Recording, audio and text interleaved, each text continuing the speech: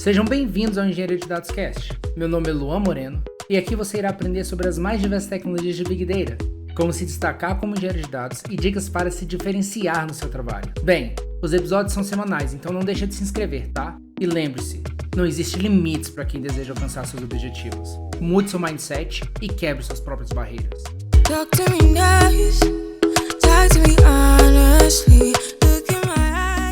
E aí pessoal, beleza? Bem, sejam bem-vindos a mais um episódio do Engenharia de Dados Cast. Hoje a gente tem um convidado mais que especial aí, Matheus. É isso mesmo, então a gente volta em 2022 com força total e nada mais, nada menos que trazer pessoas que a gente considera aí referências, especialistas na área aí no Brasil, com certeza. João, dá uma introduçãozinha sobre você, por favor. Bem, pessoal, eu sou o João Bosco. Eu sou aqui, como a gente está falando especificamente de Kafka, acho que é importante dizer que eu trabalho com Kafka já há mais de 6 anos, 7 anos já agora. Sou Kafka Community Catalyst, que é um título que a Confluent dá para pessoas que impulsionam a adoção de Apache Kafka na comunidade, né? Então não é necessariamente uma certificação, é mais um reconhecimento por artigos, palestras e coisas desse tipo, né?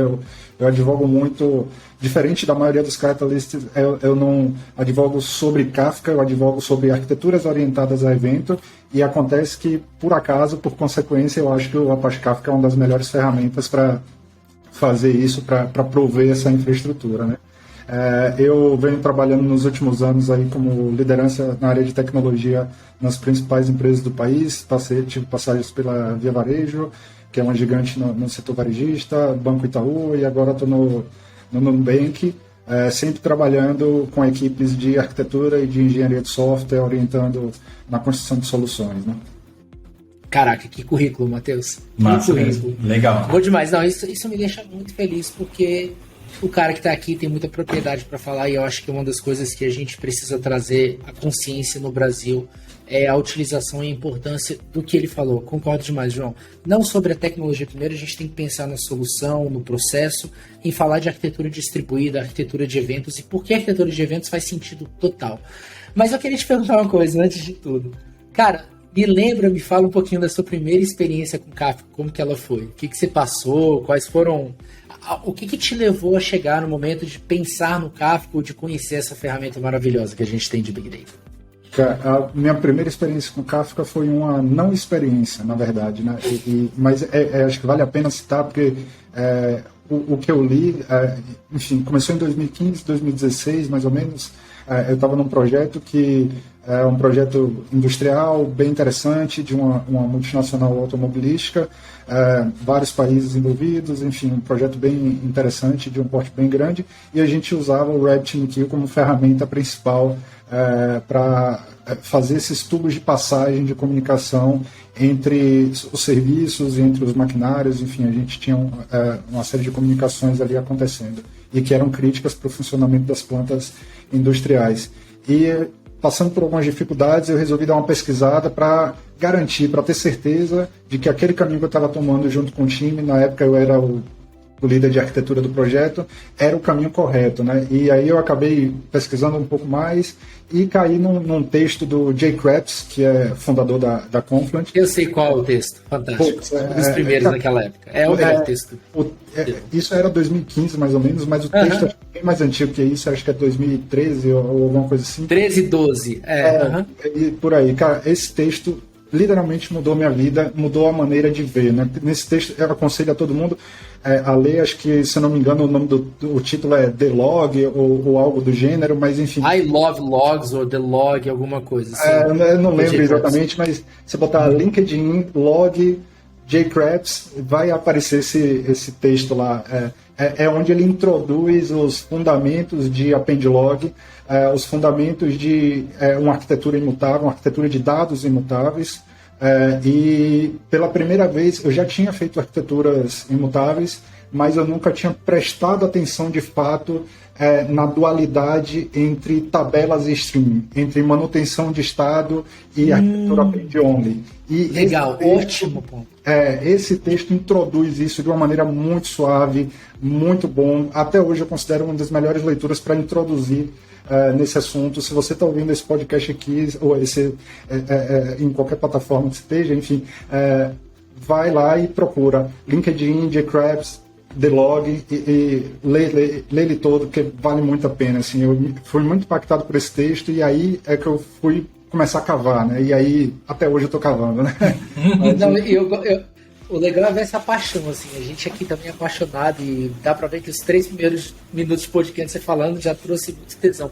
Eu acho isso legal, mas uma das coisas que você tocou e que eu acho muito legal é quando a gente começa a falar do seguinte, eu queria seu comentário nisso, Matheus, também, que é, as pessoas acham que não é possível criar coisas como Kafka dos sistemas que existiam antes. E quando a gente mostra a refatoração de um evento que é em batch para um evento de streaming, qual a diferença de tabela e de streaming, como ele pode ser refatorado, cara, isso explode a mente, entendeu? E é muito legal isso. Queria que você comentasse um pouquinho, porque eu tenho certeza que você já passou por esse tipo de questionamento. Tipo, cara, mas não dá para usar Kafka aqui, não tem sentido a gente fazer um sistema bancário orientado em Kafka, ele tem que estar dentro de um caçando, ele tem que estar dentro de um banco de dados relacional inicialmente, mas o que isso acontece quando você teve que lidar com esse tipo de discussão na sua empresa? Cara, tem vários aspectos que a gente pode abordar nesse tipo de discussão, né? Mas, enfim, eu procuro abordar pela diferença de paradigma, né? A gente está acostumado a modelar sistemas que mantêm estado e que alteram estado. Você usar o Kafka e mudar um pouco a forma de pensar para streams é você não pensar estado, é você pensar os fatos, né? Dos fatos você chega no estado, do estado você não chega nos fatos. Então, para alguns domínios, especialmente domínios financeiros, tão importante quanto saber qual o valor que tem na conta é saber contar a história de como aquele valor chegou até lá.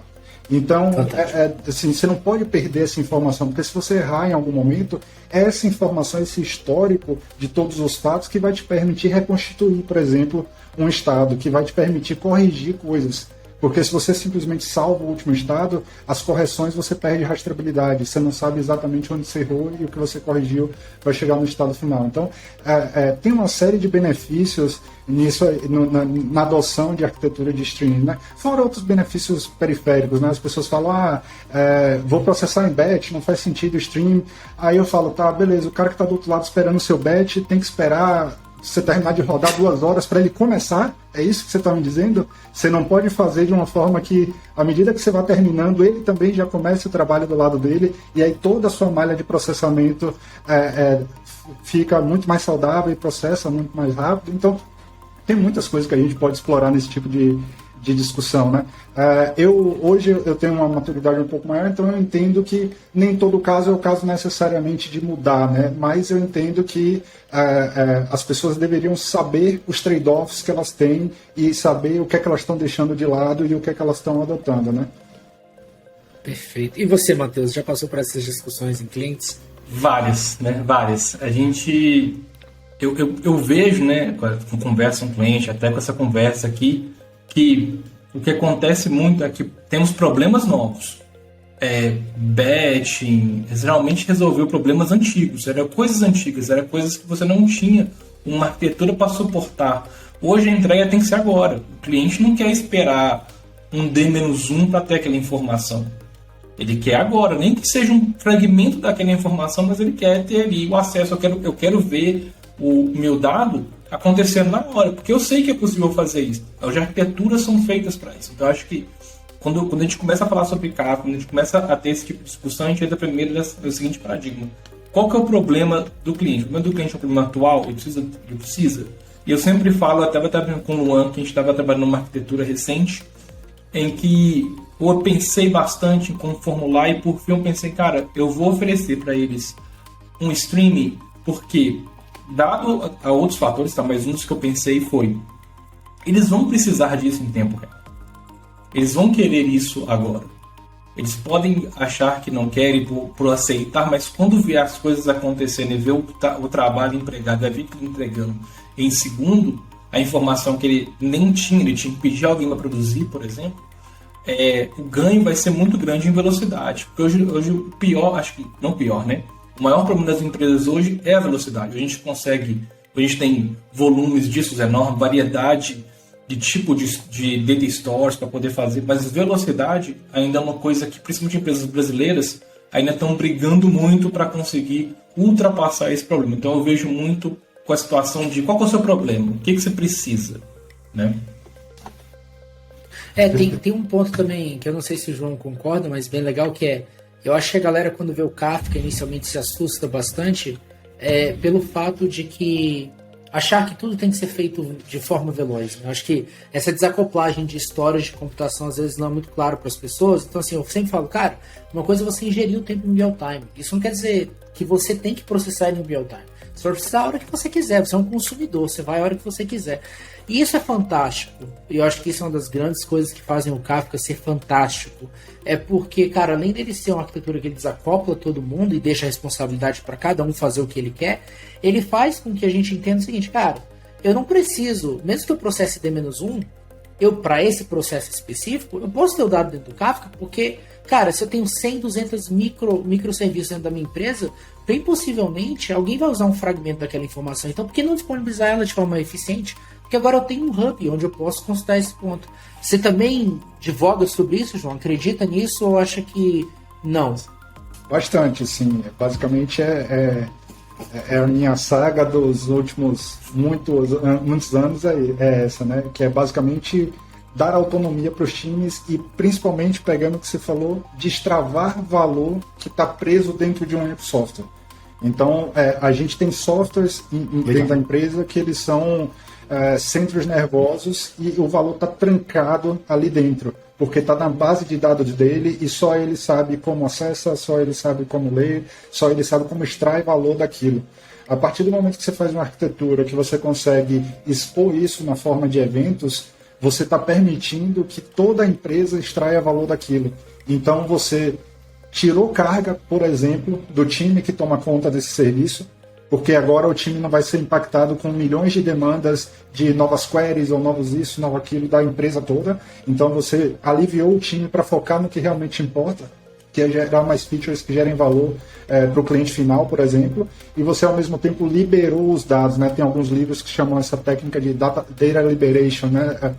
Mas eu prefiro o termo destravar valor, porque é isso que de fato acontece, né? Você expõe esses dados no Kafka, você destrava o valor da companhia, porque qualquer outro time pode, a partir daquele hub de dados ali, começar a consumir e fazer a sua projeção dos dados que é necessário, né, que quiser, né? Então você desacopla o data owner do cara que está precisando. O data owner continua lá, ele continua sendo responsável pelo dado, por escrever o dado, por validar o dado, por saber se aquilo é consistente ou não. Mas agora você não depende mais dele para criar a sua projeção de dado, né? O dado está liberado e você pode consumir esse dado e criar a sua própria projeção, né? Então, para mim é importantíssimo e esse é o cerne da orientação a eventos, na minha opinião. Não, também concordo. Matheus, concorda também? Concordo plenamente. Nada a adicionar. Agora eu queria, João, saber de você. A gente vai falar um pouquinho daqui a pouco de Apache Kafka para engenharia de dados e o como ela é importante. Mas eu queria que você falasse em linhas gerais assim, aonde é que o Kafka entra na área de desenvolvimento? Acho que é legal você contar essa história, eu acho que você fala bastante disso, que é, cara, qual é a necessidade, por que seria interessante colocar o Kafka como um barramento, ou enfim, dentro dos seus microserviços, por exemplo, para onde isso seria interessante e fazer um comparativo aí com o RabbitMQ, os prós e contras, porque, de novo, né, são ótimas tecnologias e tem seus use cases específicos para cada uma das suas utilizações. Perfeito. Assim, muita gente encara a escolha do Apache Kafka pelos aspectos tecnológicos, técnicos, digamos assim, né? Vai me dar mais vazão, mais throughput, enfim, esse tipo de coisa. É verdade, a ferramenta é feita para isso, tem uma performance excelente, alcança vazões excepcionais que os concorrentes do mercado, poucos, se igualam, mas, na minha opinião, a grande questão da adoção na engenharia de software está sobre como você vai crescer a sua empresa, o seu ecossistema, né? Não vou chamar de empresa, vou chamar de ecossistema, porque isso pode ter a ver só com uma parte da empresa e não com toda a empresa, né?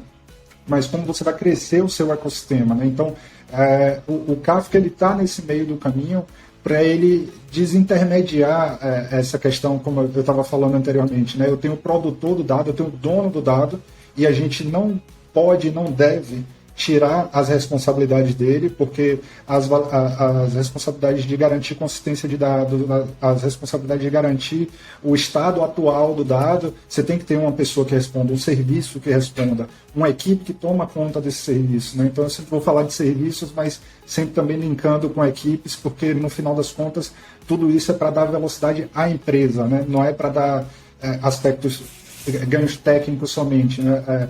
Então, quando esse cara ele continua fazendo o trabalho dele, eu libero o dado para que os outros possam, através do consumo desse dado, gerar novas features, eu estou gerando valor para a empresa. Eu vou pegar o que o Matheus falou agora há pouco e trazer um exemplo que eu já passei na minha carreira algumas vezes. Eu trabalhei muito tempo no domínio de e-commerce, em diferentes e-commerces aqui no Brasil, e uma coisa recorrente que, se você observar, acontece bastante até hoje com você como consumidor, você é impactado com um anúncio no Google, e você clica nesse anúncio e vai para a loja comprar. Você compra, e depois de comprar você continua recebendo o anúncio. A empresa está gastando dinheiro para aquele anúncio continuar aparecendo para você.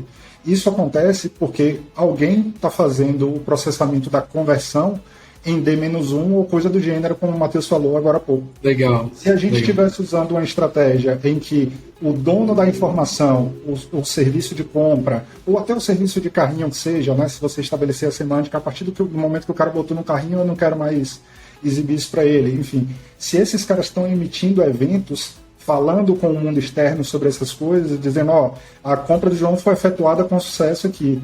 Então, o serviço de marketing vai ler isso e vai saber, opa, o João foi convertido. Tira o João, vou mandar um sinal de offline conversion ou qualquer coisa do gênero, tira o João da lista de anúncio, né? Então, é esse tipo de dinâmica que a gente possibilita. E possibilita sem precisar parar o time do serviço de compra ou do serviço de carrinho, seja lá quem vai emitir esse evento. Porque, tradicionalmente, o que as empresas fariam é o seguinte: marketing tem uma demanda, vai bater na porta do time de compras, do serviço de compra ou do serviço de carrinho e dizer, time, eu preciso que vocês adicionem uma lógica aí para quando a compra for concluída com sucesso, bater nessa minha API aqui ou fazer alguma outra coisa. Então você está empurrando mais demanda para um time que é um time central, que é um time que tem muitas outras demandas para atender. E a ideia não é essa. A ideia é justamente que esse time tenha interfaces de exposição de domínio claras, e uma dessas interfaces de exposição de domínios claras são os acontecimentos relevantes do domínio, né? Então, compra efetuada com sucesso é um acontecimento relevante. Eu falo para o mundo, a compra foi efetuada com sucesso. O serviço de marketing está ouvindo isso, pega essa informação e segue a vida dele. E eu não preciso que os dois estejam se comunicando, que os dois estejam online ao mesmo tempo, um pode cair, o outro continua, enfim. E o Kafka está nesse meio para facilitar a vida da gente, né? Caraca, não, ótima explicação, que eu acho que às vezes falta para a engenharia de dados entender, cara, mas por que o Kafka é tão utilizado? Exatamente a ideia do desacoplamento, de você conseguir se comunicar entre serviços dentro da sua empresa de uma forma desacoplada, segura e confiável, porque, cara, na hora que esse cara voltar, ele vai consumir a última mensagem. O que aconteceu naquele tempo, então ele vai conseguir processar o que aconteceu no último tempo sem impactar o sistema como um todo. Ou seja, o produtor não está dependente do consumidor e nem o consumidor está dependente do produtor. E isso é fantástico, porque o Kafka está no meio. E, Matheus, pegando essa ideia do valor do que o João trouxe de, cara, agora eu tenho vários microserviços se comunicando num hub, num sistema nervoso central. O que isso traz para a engenharia de dados, na sua visão? O que isso habilita? E eu vou depois fazer essa pergunta para o João, que ele acha que habilita. Mas o que habilita para a engenharia de dados para você? Para a gente, né, começa um novo mundo. Por quê? O grande X da questão, que foi bom para os microserviços, mas foi extremamente complicado para analytics, foi cada um tem o seu tipo de banco de dados. Então eu tenho lá MongoDB, eu tenho MySQL, eu tenho SQL, eu tenho Oracle, eu tenho um Cassandra. Então, tudo bem, agora eu falo com certeza que eu acredito que isso funcione por causa da DBA, né? Então DBA tinha esse probleminha com vários bancos diferentes. Mas quando você vê isso para Analytics é um pouco mais complicado, porque eu vou ter que criar um processo para extrair dados de um lugar e data de um jeito. Eu vou extrair de um outro, data de outro jeito. Aí eu vou ter que ter profissionais multifacetados para coisas que eles não precisam ser muitos, porque é só uma fonte de dados. O cara tem que entender aquela fonte. Quando a Kafka entra no meio, acabou isso. Porque ele vai ficar... Eu vou consultar dele. Ele vai ser o João falou até isso, né? Meu meu centro nervoso da empresa ali, ele vai ter tudo. Então, tudo que acontecer de banco, tudo que acontecer de aplicação, eu sei que eu posso tirar Analytics dessa fonte da verdade, né? Ele vai ser para mim onde tudo transaciona. Então, para o Analytics, foi um ganho enorme, sem contar que isso habilitou em real time. Eu fazer Analytics em real time, eu fazer Machine Learning em real time, né? Coisas que eram extremamente complexas de fazer, tornou-se possível quando eu coloco o Kafka, que foi moldado para esse pensamento. Eu vejo o Kafka muito como uma plataforma de streaming.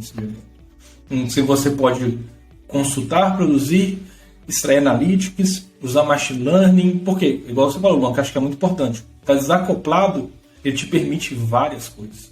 E no final todo mundo é produtor e consumidor, e se eu estou gravando dado em JSON e AVO, no final é binário lá dentro, é o mesmo tipo, eu só faço a consulta. Então isso para mim é uma coisa muito interessante do Kafka para a visão da Analytics.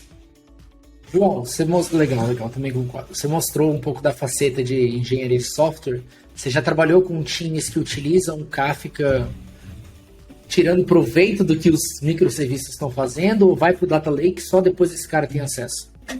Não, já trabalhei sim, bastante. E assim, eu particularmente, geralmente tento ajudar mais os times na seara de modelagem de eventos, na seara aplicacional.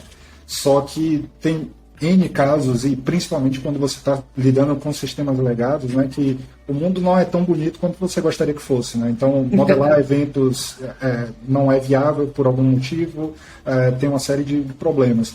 E ainda assim, você pode tirar proveito do Kafka para isso, com a engenharia de dados, ferramentas e técnicas para isso. Né? Então, o Kafka, aí não o Kafka ferramenta, mas o Kafka plataforma, né, ecossistema, quando você começa a juntar as peças ali, quando você começa a juntar o Kafka Connect, quando você começa a juntar um CDC, um Change Data Capture, que vai agir em cima de um banco de uma fonte legada, talvez, e vai Schema Registry.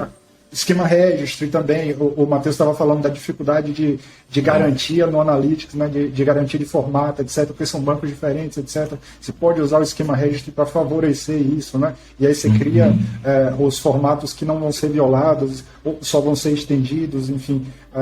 Isso tudo facilita bastante para ser área de engenharia de dados, mas eu já fiz bastante coisa e já tirei bastante proveito do Kafka em conjunto com ferramentas de Change Data Capture e Kafka Connect para fazer transporte de dados, justamente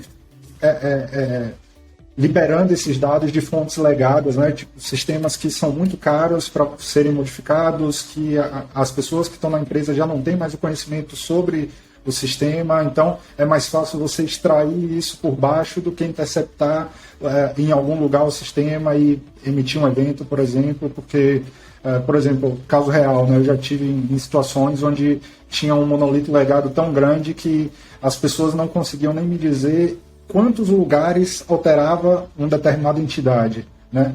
Aí eu falei, vamos emitir um evento. Aí a pessoa falou, a gente não consegue porque a gente nem sabe quantos lugares mudam esse cara. Não tem como então, rastrear. se a gente chegar e botar no código, a gente vai esquecer de alguma situação que altera também e vai ficar sem emitir o evento. Então, ao invés de emitir eventos pelo código, a gente interceptou o banco por baixo e fez a extração via CDC e emulou um evento a partir disso. Né? Então, são técnicas que a gente pode tirar proveito aí com as ferramentas também. Né? Com certeza. Isso mesmo, perfeito. Com certeza. Cara, eu acho que isso dá uma visão 360 bem legal. E aí, Matheus, queria perguntar para você como foi sua curva de aprendizado com o Kafka. Depois eu quero saber como foi com o João. Para mim não foi fácil, né? Opa. Não, vai lá, Matheus. Para mim não foi fácil inicialmente, apesar que eu sempre falo isso nas lives e tudo mais, que nos podcasts, que pra gente, por exemplo, que é de dados, DBA, o cara de infra também, o cara do BI, é interessante ele começar com o Kafka Connect, entender como é que funciona, conectar no banco de dados, ver como é que funciona, para depois ir para a parte do desenvolvimento. Porque acho que o desenvolvedor é mais fácil ir para o produtor e para o consumidor, mas para a gente que não está tanto com esse viés inicialmente para desenvolvimento, inicialmente a curva é um pouco maior. mas não é um assustador. Assim, se você pegar pela quantidade dos produtos de Big Data e pegar a complexidade inicial do Kafka, quando você olha para um produto de Big Data e olha para o Kafka, você vê que a arquitetura dele é mais robusta do que a dos outros. Tudo bem, não se assustem, porque faz parte, você vai ver que você vai usar cada pedacinho que tem dentro dele em seu proveito. Mas inicialmente eu acho que começa com, no caso de quem for para dados, com o Kafka Connect, foi que eu comecei, tá? Comecei com o Kafka Connect só sem sync. Depois eu comecei a expandir, a entender, beleza, o dado tá aqui dentro, como é que eu faço para ver ele com uma aplicação? Como é que agora eu vejo como é que ele está lá dentro, como é que está dividido, como é que eu configuro o tópico? E começa assim. A minha parte foi essa. E você, João? Cara, até hoje eu acho que eu estou nessa curva de aprendizado. Até hoje eu estou aprendendo, assim. As primeiras adoções que eu fiz do Apache Kafka eram situações onde me permitiram, isso foi consciente, né, me permitiram experimentar e conhecer a ferramenta um pouco melhor. Do ponto de vista de produtores e consumidores, eu tive um pouco mais de facilidade, justamente porque eu já tinha entendido um pouco melhor os conceitos, eu já estava atento eu tinha lido os papers e muita coisa que estava envolvida, então eu já estava bem atento à diferença do que eu estava acostumado com o Revit, por exemplo, né? Mas, por outro lado, eu também tive uma sorte na minha carreira, né?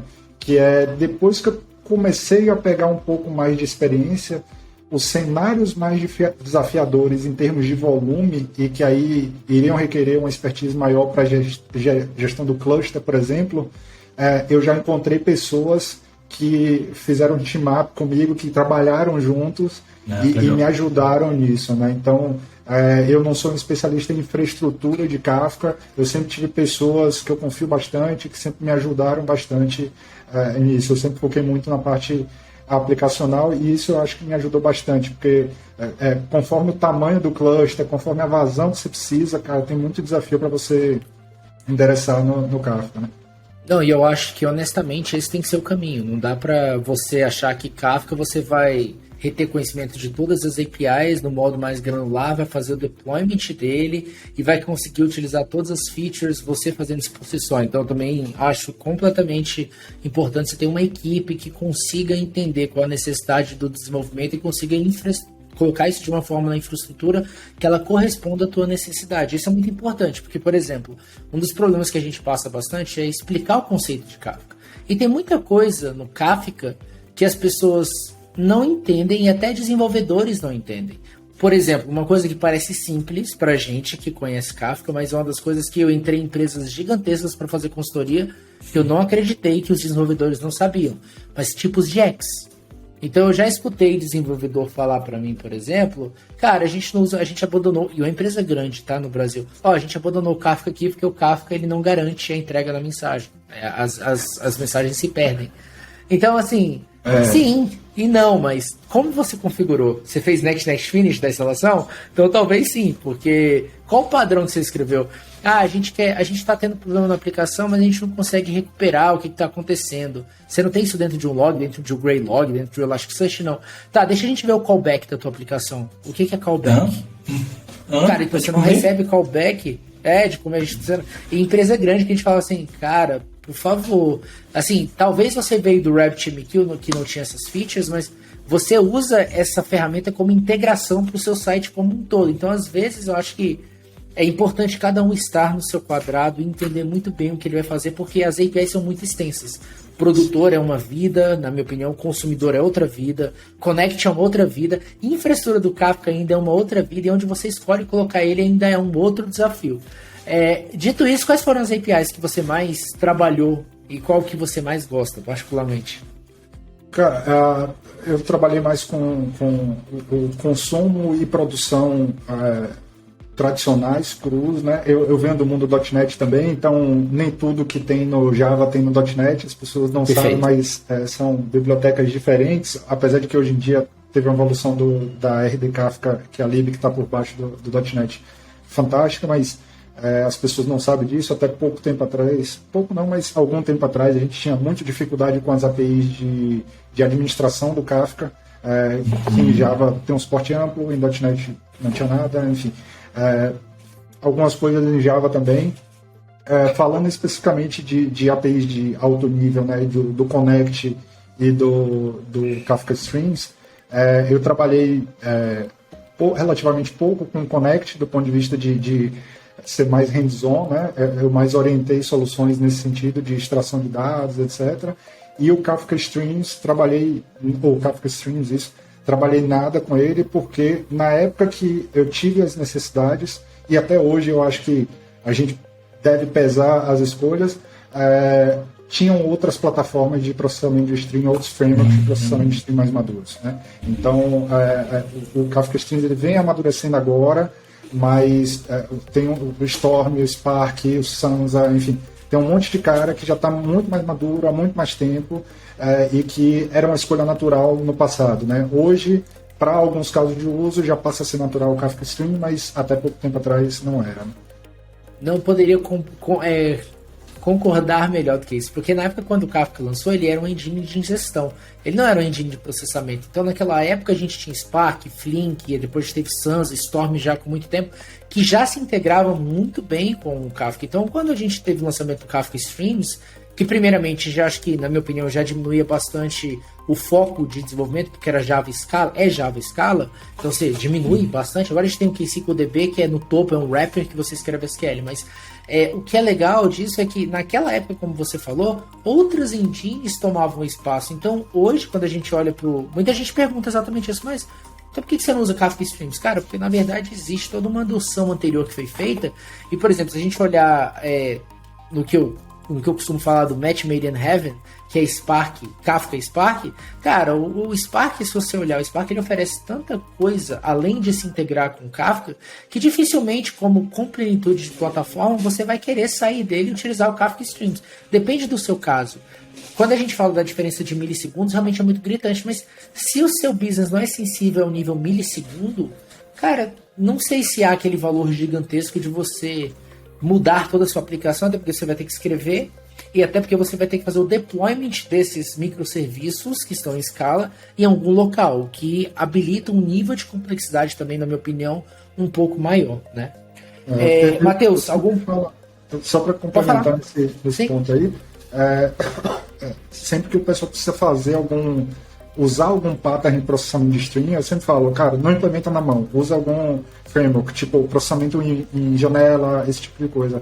E aí você chega pro time e fala, usa o Kafka Streams, por exemplo. Aí tem alguém no time que já conhece Spark. Você fala, usa Spark. Assim, maduro, aí há bastante tempo, documentação ampla. Assim, não tem briga, na minha opinião, entre esses caras. Também. Tem um fato que a gente tem no mercado, alguns caras mais consolidados, mais maduros, e tem o Kafka Streams, que é mais recente e é mais friendly, talvez, para quem não conhece essas engines de processamento, né? Para mim não tem muito grilo entre esses dois, não. E você, Matheus, qual API que você mais ama? Eu já sei qual é, mas diga aí pra galera e por quê. Então, né, não tem como, né? O que eu mais usei foi o Kafka Connect, né? Assim, hoje a gente trabalha muito com ele, tanto source como sync, fazer até SMT, fazer algumas transformações simples, dependendo do conector, a gente builda conector para rodar ele em tipos de deployment diferentes. Então, assim, é uma coisa que é importante falar, porque quando o pessoal vê Kafka, vê o Kafka, ele pensa exclusivamente é coisa de desenvolvedor, é coisa que eu tenho que desenvolver para trabalhar. E a pessoa, não, gente, tem o Kafka Connect, que é um arquivo de configuração que você faz a extração e output do dado. Então, facilita um pouco a adoção inicial, o pessoal não se sente tão... não, por exemplo, um engenheiro para trabalhar com Kafka, o engenheiro trabalha com Kafka? Eu trabalho. Eu tenho que programar, eu tenho que programar em nível Java, Scala, tenho que criar produtor, consumidor em Java, Scala. Não, calma. Você precisa do dado lá dentro, em gestão. Você faz um Kafka Connect DT Store, que é o que você já faz. Você faz output para algum MDW, Data Warehouse ou Data Lake que você quiser. E inicialmente você vai acostumando com o Kafka, você começa a trabalhar com algumas bibliotecas. Tem biblioteca de consumo e produção, por exemplo, em Python. Quem está acostumado com Python, igual a Ilan, por exemplo, a gente faz produtores e consumidores com Python. Mesma coisa, não é tão ampla quanto a do Java, mas atende para o que a gente precisa, por exemplo, quando a gente está num âmbito de engenharia de dados. A gente não tem que alterar tanta coisa até nesse meio do caminho. Então, assim, considera Kafka, né? Considera o Kafka Connect. Sim, e quando o João falou dos avanços que teve da LibRD Kafka, que é exatamente esse wrapper que em C++ que possibilita .NET, Python, enfim, como ele falou, realmente evoluiu muito nos últimos 2 anos ou 1 ano, teve um aumento muito grande de utilização, então teve um spin-off muito legal disso aí. João, me fala um pouquinho dos casos de uso que você já usou esse cara, onde você vê fit das empresas utilizando o Kafka, onde ele entra muito bem. Cara, eu já usei em várias circunstâncias diferentes, desde plataformas de entrega de notificação, coisas mais triviais mesmo, né, que eu precisava fazer uma distribuição de dados um pouco mais massiva e mais efetiva, até impulsionar adoções. Por exemplo, no Itaú, eu fazia um pouco esse papel de advogar sobre isso, né, de impulsionar adoções mais amplas mesmo do Apache Kafka.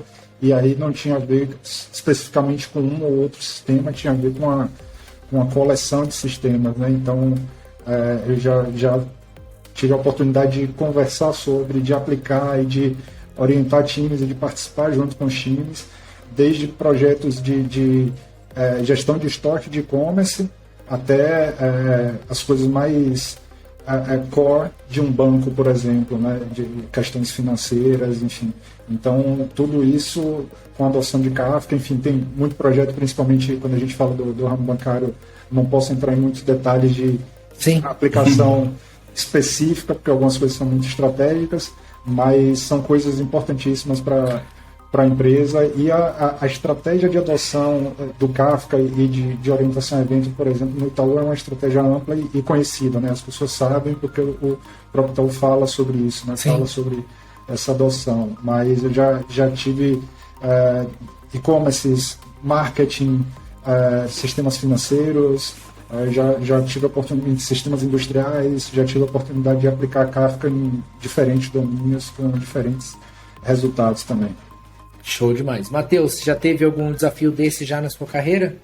Vários, né? A gente já implementou em varejo, um processador de cartão, para trabalhar a parte de analytics. É engraçado, né? Porque uma dessas empresas, por exemplo, tinha o Kafka lá, e quando a gente chegou, a gente não tá sobre Kafka. Kafka não. Kafka é um pedacinho que tá ali que ninguém põe a mão. Falei, vamos mostrar o que o Kafka pode fazer? Vamos mostrar um use case? Então, o use case com CDC, por exemplo, a gente pegava o dado, transformava o dado dando KSQL e fazia output para um OLAP real time. Então, assim, quando o pessoal começou a ver a quantidade de tração que teve na empresa para Kafka, que os caras estavam contratando pessoas específicas para trabalhar com Kafka, para crescer esse hub, até mesmo para outras áreas que ele ia uma área inicial, num departamento, num 3 departamentos, se não me engano, que criam essa informação, para a empresa inteira poder jogar informação no Kafka e ter aquele mar de dados lá dentro, aquele mar de eventos lá dentro, foi muito grande. Então o Kafka eu vejo que ele funciona, assim, se você pensar em questão de regra de negócio, é infinito, né? Qualquer negócio você pode trabalhar com ele e vai depender do seu fit, tipo, eu quero fazer um dado real time, eu quero trabalhar uma coisa muito legal que o João falou. Eu tenho um legado e eu tenho aplicações novas, plataforma nova. Fazer a comunicação entre as duas através do Kafka também é uma coisa muito legal para fazer troca de dados, né? Fazer transferência de dados de um lado para o outro. Então, assim, dá para fazer muita coisa legal com o Kafka. Só o Matheus falou agora, eu lembrei de um caso que pode ser interessante citar, né? Alguns casos, na verdade, que eu já fiz isso mais de uma vez. E pode ser o cenário de muita gente que está assistindo a gente, né? Se você pensa que mainframe não tem nada a ver com Kafka, você pode estar muito enganado, porque tem muitas alternativas para você conviver mainframe com novas plataformas através de Kafka. Tem como você rodar o Kafka Connect dentro do mainframe, dependendo do que você tenha de mainframe, de licenciamento. Então, tem muita coisa que dá para explorar e tem muita coisa legal que dá para fazer, né? Eu tive algumas experiências bem interessantes sobre isso. Tive sorte também nesse sentido, porque como fiz esse tipo de projeto de larga escala em grandes empresas, tive apoio também de outras grandes empresas que ajudaram a gente nisso, por exemplo, no caso do mainframe, especificamente IBM, enfim. Então, são são coisas que você vai ao longo de sua carreira, você vai desafiando a solução e vai encontrando gente que quer desafiar junto com você e você acaba dando novos usos para a ferramenta que as pessoas geralmente não dão, né? Rodar Kafka Connect, por exemplo, dentro do mainframe é uma coisa que eu não conheço outro caso por aí pelo mundo, né? Nem eu conhecia. Também não. Legal saber. Isso é legal mesmo. Que tá aí que adicionou pra gente.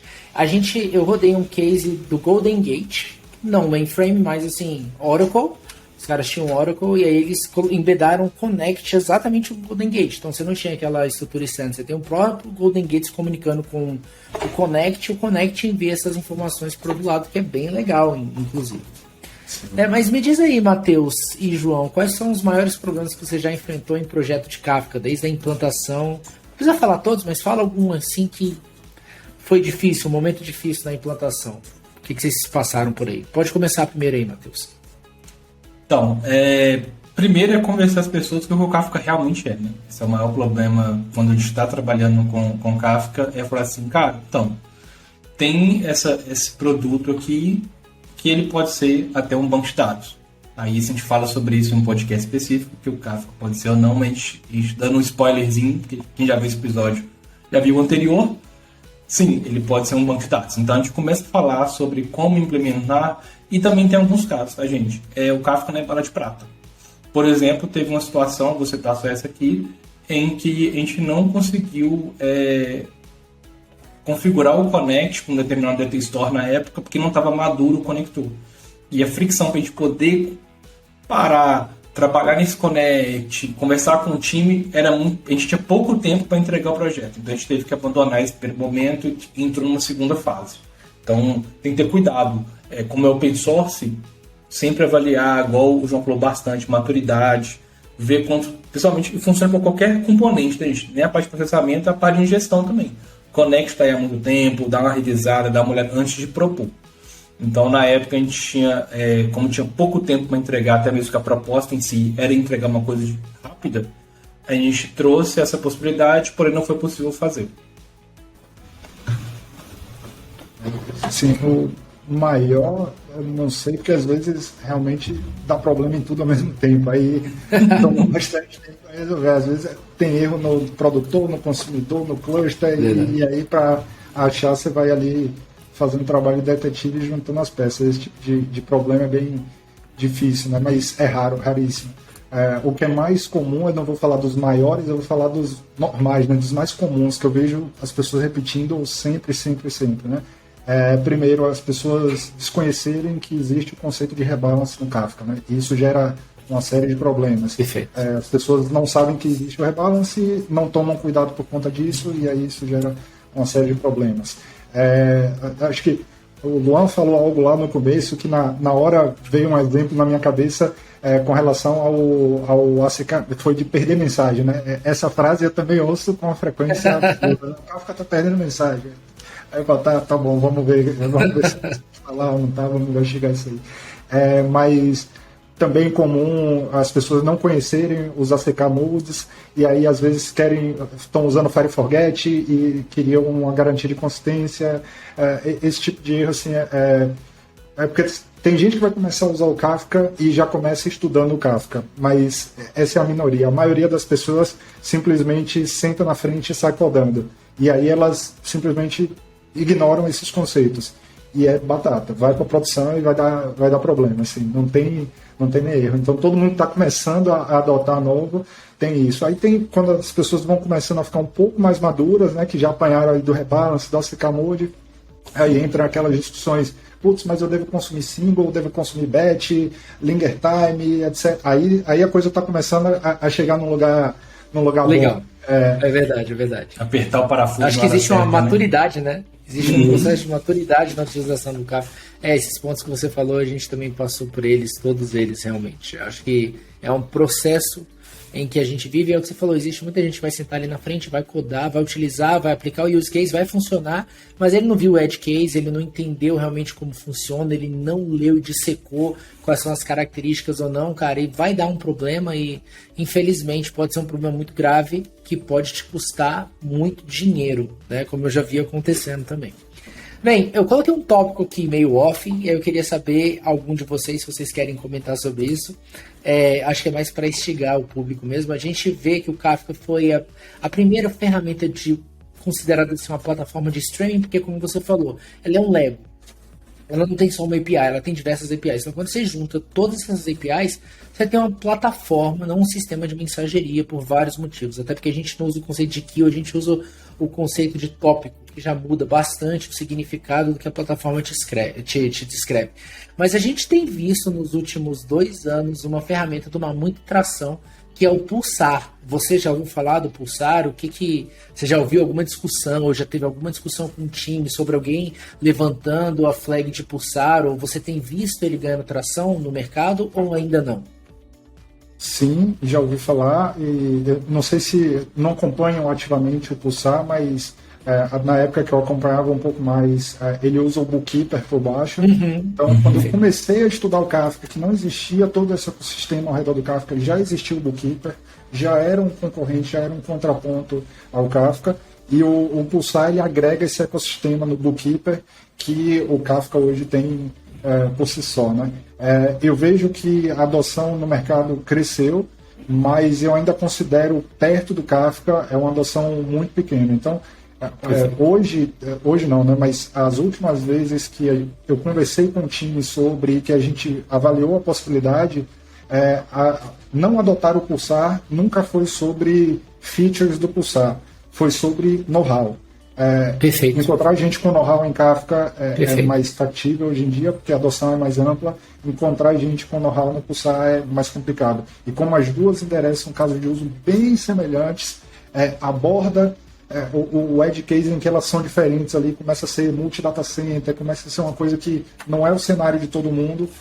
Então, nas vezes que eu analisei, a gente sempre optou pela bola de segurança, digamos assim, e ficar no Apache Kafka, né? Mas nunca usei, não tenho uma experiência mais definitiva com o Pulsar, mas olhando as features, considero que seria assim, uma boa ferramenta, né? Ótimo pitch, não, estou convencido de utilizar Kafka. Eu concordo no grau e gênero do que você falou, principalmente sobre adoção, utilização, comunidade, abrangência, enfim. Eu tenho visto o Pulsar sendo acelerado muito nos últimos 2 anos, especificamente, e é o que você falou, habilitam use cases bem parecidos, existem algumas diferenças que o Pulsar entrega que o Kafka não entrega e vice-versa, mas eu acho que no final das contas não é sobre a feature, mas sim o fit que tem dentro da empresa. Então, assim, nunca vi um fit de plataforma de streaming não ser encaixável com o Kafka. Então, e além do Pulsar, tem muito menos pessoas capacitadas no mercado para trabalhar com isso. Então, acho que isso já seta a barra realmente lá para baixo. Matheus, você também tem visto essa discussão, além do Luan puxando isso na sua cabeça ou não? Não, bastante. Se a gente começar a ver, principalmente engenheiros de grandes empresas, tá, de botar Netflix, nível bem alto, existe essa dinâmica entre Kafka, entre Pulsar. Só que igual a gente viu, essa questão de... Hoje o Kafka está muito mais consolidado no mercado. Então você tem mais perguntas, respostas de Kafka, você tem mais propostas de empregos de Kafka. Então assim, eu sempre falo isso, live, podcast, treinamento, seja o que for, contexto de discussão, que eu acho que é uma ferramenta muito boa para a gente observar ela, acompanhar.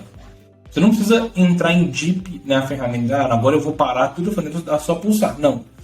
Acompanha, entende? Às vezes ela começa a ter uma atração legal e começa a ter abstrações de alguma parte da arquitetura dela, que hoje é um pouco mais complexa que o Kafka, porém tem umas features um pouco melhores, que pode ser que a mesa vire. Então é bom de ficar de olho sempre, como pessoa, profissional de tecnologia, né? A gente tem que ficar de olho no que tá vindo por aí, só que sem precisar, eu vou parar de estudar Kafka hoje e vou estudar só Pulsar. Não. Você vai continuar estudando Kafka e vai continuar olhando para o Pulsar ali, ó. Entendendo o que ele faz e o momento que ele está. Principalmente o momento que ele está. Se ele está em aceleração, quem que está usando, por que está usando, quais são use cases, sem entrar deep demais. Eu sempre penso assim. Acho que perfeito. Só para complementar aqui tudo que a gente está falando, uma das provas que o Kafka virou esse cara que hoje é reconhecido como um cara que tem mais gente, a comunidade é mais pujante, e e a adoção é maior, é que se você prestar atenção nessas ferramentas, no Pulsar e em outras também, dá para ver, inclusive os Cloud Providers estão indo nesse caminho também, dá para ver que elas estão começando a implementar as APIs do Kafka. Então, as APIs do Kafka, elas estão virando, ou já viraram, na verdade, padrões de mercado, né? Porque esses caras, se você quiser trocar de ferramenta de processamento de streaming, você troca sem quebrar a sua compatibilidade de produtores e consumidores, né? Então, isso, de certa forma, é uma prova que o Kafka realmente domina um pouco esse terreno e é o cara que hoje tem mais maturidade, né?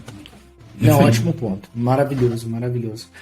Cara, a gente tem visto nos últimos tempos esse conceito de data mesh, né? Então, a gente viu ali a arquitetura Lambda, depois a gente viu muito se falar de arquitetura Kappa, e a gente agora veio sobre esse conceito de Data Lakehouse e o conceito de Data Mesh, João.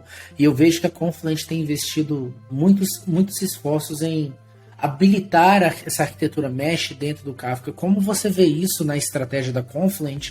E você acredita que o Data Mesh é, de fato, sim, uma das grandes coisas que vão acontecer nos próximos anos para streaming?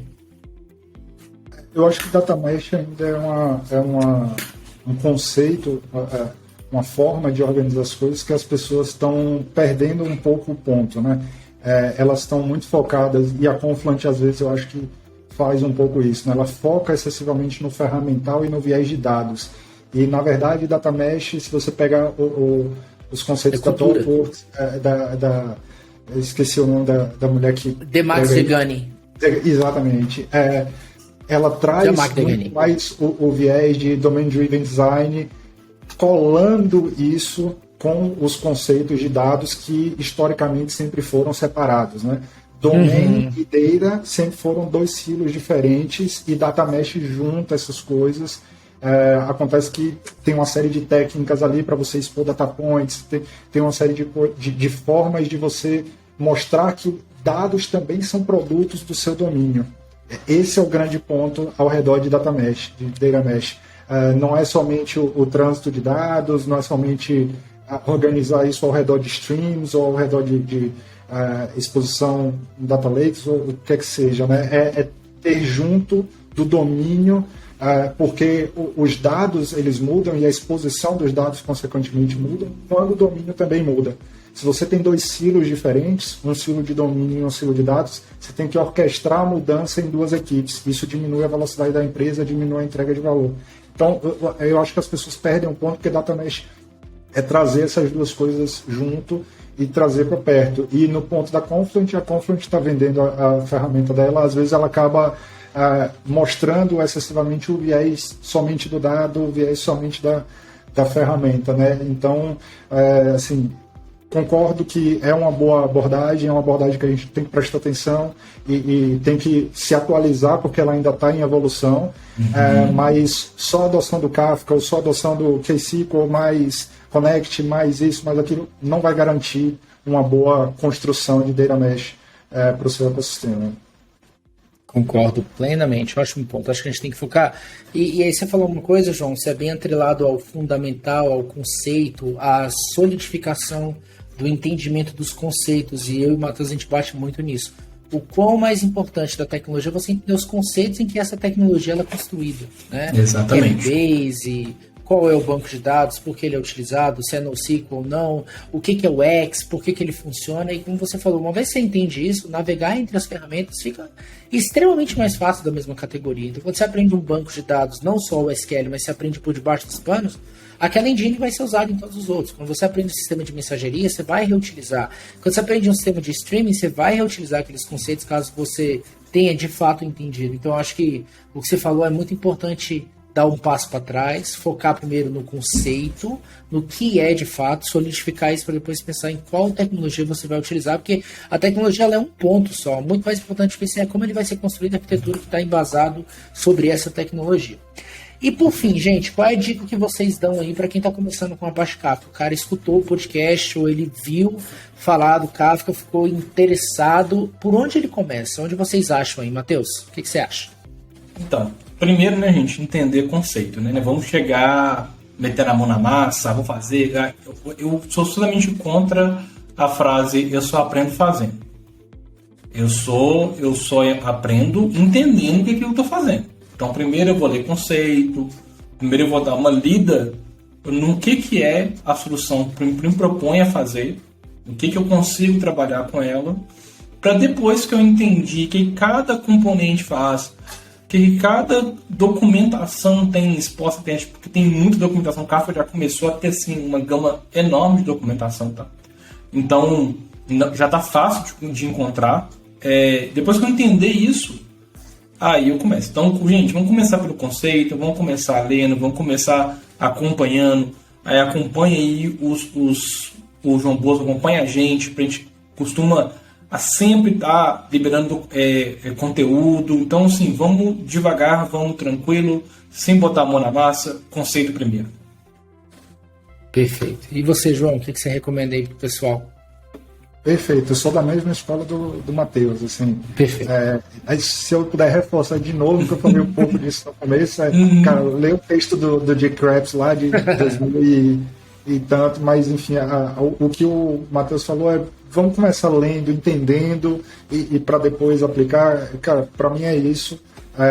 Tem bons cursos que você pode fazer, tem muitos bons livros. Na época que eu comecei a estudar isso, acho que tinha muito menos material do que tem hoje. A própria Confluent, depois que se estabeleceu como empresa, virou uma produtora de materiais fenomenal. Então, o próprio Luan falou do I Love Logs, é um livreto, enfim, gratuito que a Confluent fez, pode baixar, enfim, tem um monte de... Tem o livro do Martin Clapman, tem mais uns 2 do Steve Stanford, cara, hoje a gente tem literatura para mergulhar e realmente o que você falou, entender na completude antes de você meter a mão mesmo. Tem até o guide que a Gwen Shapira e a Neha Nakihide escreveu, é basicamente uma bíblia do Kafka, que eu acho que é extremamente importante também, se você quer entender, ele é um ótimo recurso também, e ele está na internet, é um PDF gratuito que você pode baixar.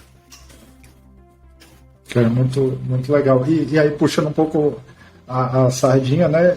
Segue os Community Catalysts também. Os caras são muito ativos no Twitter. Às vezes eu olho e nem acredito que eu tô no grupo, porque chega lá e tem os caras surreais. Assim, eu falo, tô fazendo o quê aqui? Não sei o que eu tô fazendo aqui. Tem os caras surreais e eu, né? Eu já me senti assim. Tem os caras surreais e eu, o que eu tô fazendo aqui, velho, nesse grupo? Aqui, cara? Mas, cara, segue, porque tem muita produção de conteúdo bom. Os caras são muito bons. Tem.